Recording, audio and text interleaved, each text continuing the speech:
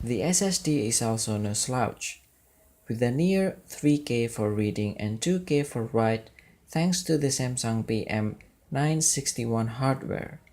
Users can upgrade to the even faster PM981, but make no mistake, this is already a quality storage solution.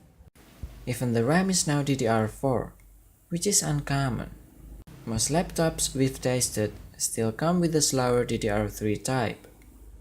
So long as you approach the Samsung Notebook 9 with your expectations set correctly, nothing will truly disappoint.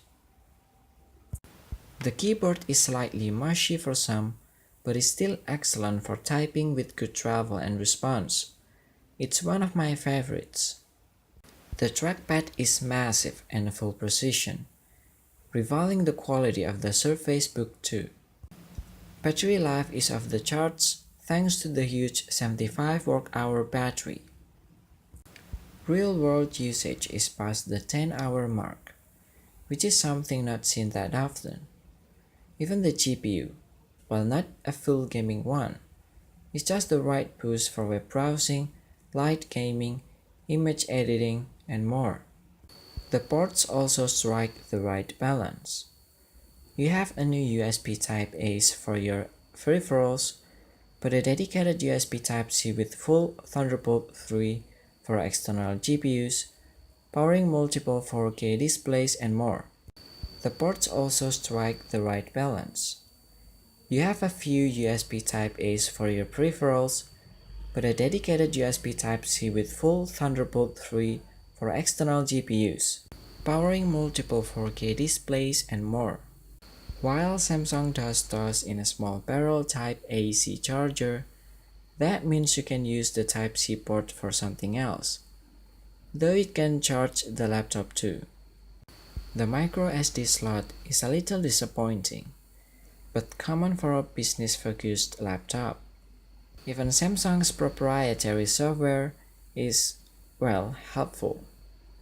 You get a batch of security-related apps like the security camera that snaps a user's photo if they enter a wrong password, or try an unregistered fingerprint on the Windows login screen. There is also an app that adds silly beautifying filters to Windows camera, which we haven't seen done before.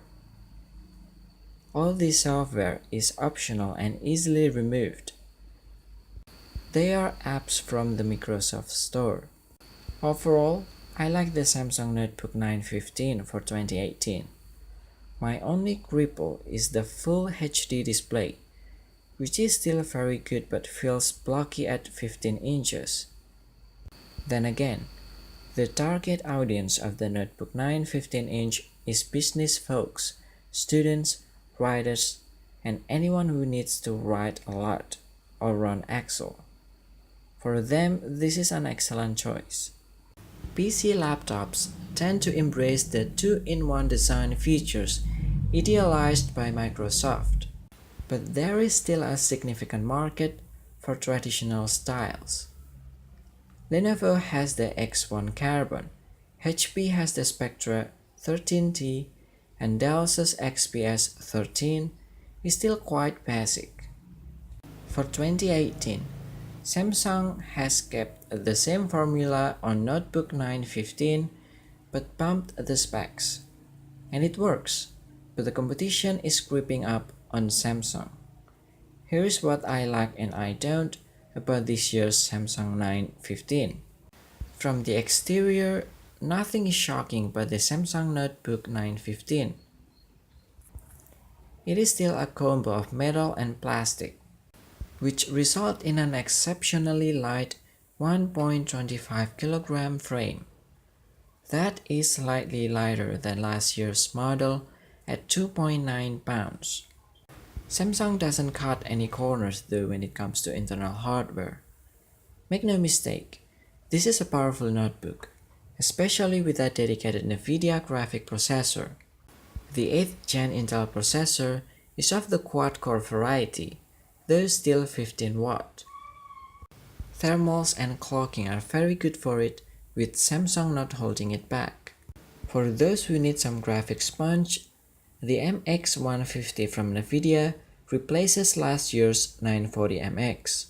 It does quite well too, and is the full 20-watt version, giving it 48,536 on Geekbench for CUDA compared to the Huawei MateBook X Pro's 10-watt MX150, which yielded 41,593 on the same test.